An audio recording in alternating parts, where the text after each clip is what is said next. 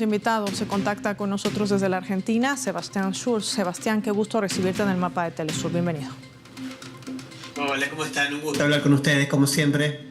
Sebastián, hablemos de la importancia que recae también en la ASEAN, además en un contexto de disputas globales y económicas, arancelarias precisamente, cuando Donald Trump lanza su arremetida contra aquellos países que además no cumplen sus directrices.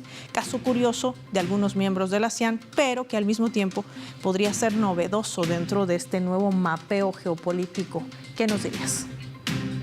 Bueno, sí, a ver, estamos hablando de un proceso de transición en el escenario geopolítico y geoeconómico, en donde ya desde hace varias décadas observamos un desplazamiento progresivo pero acelerado del centro del dinamismo económico mundial desde el Atlántico hacia el Pacífico, y en ese marco la ASEAN, que incorpora países que vienen creciendo y fortaleciendo sus economías desde hace muchos años, es uno de los corazones económicos del Pacífico y de la recuperación económica mundial. En este marco, la ASEAN, que incluye a países que tienen economías fuertemente articuladas y fuertemente conectadas, ha iniciado un proceso de tránsito en general con matices de acercamiento con los países del bloque del BRICS. Por ejemplo, tenemos el caso de Indonesia, de Malasia, de Tailandia, que se han incorporado al bloque BRICS tanto como miembros asociados como con miembros plenos, y a su vez es una región en donde persiste una fuerte inestabilidad geopolítica también por el rol que cumple Estados Unidos, que a través de acciones militares tanto como económicas, arancelarias, sanciones, busca disciplinar a los países del espacio para evitar un acercamiento todavía mayor a China, a la India y a Rusia.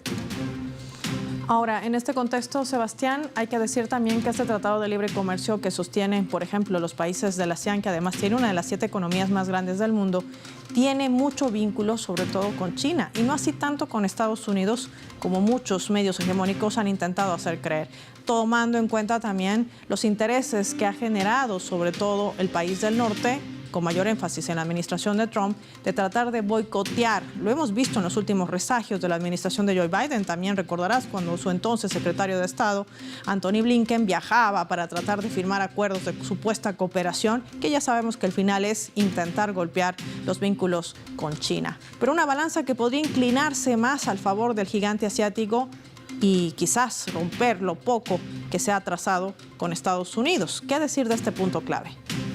Bueno, es muy interesante y muy pertinente lo que planteas, Paola, porque expone una realidad, que es que gran parte de los países de la ASEAN, si no todos, tienen como primer socio comercial a la República Popular China, y de hecho los países de la ASEAN, junto con Japón, Corea del Sur, Australia, Nueva Zelanda, es decir, socios históricos de los Estados Unidos, han firmado junto con China en el 2021 uno de los acuerdos de cooperación económica, o el acuerdo de cooperación económica más grande del mundo, que es el RCEP. Digamos, esto es una manifestación de que China hoy es un dinamizador de la economía del sudeste asiático, y podemos incorporar también en este marco a la iniciativa de la Franja y la Ruta, que tiene corredores específicos para el sudeste asiático, como aquellos corredores económicos, ferroviarios, logísticos, que unen China con Laos, Myanmar, Camboya,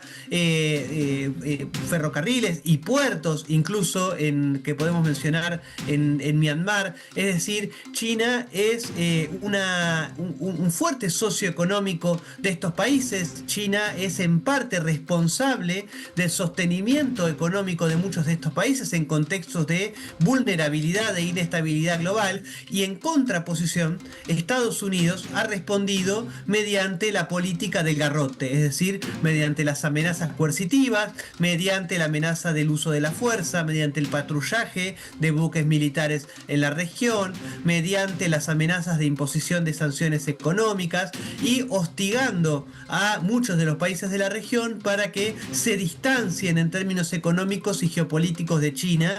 Ahora bien, las tendencias geopolíticas e históricas son muy claras. Está habiendo un proceso de articulación mucho más fuerte de los países de la ASEAN con la República Popular China en particular y con el bloque de BRICS en general, y un distanciamiento en términos generales. Podemos mencionar algunos casos como por ejemplo Filipinas, en donde no están así, de la política exterior de los Estados Unidos.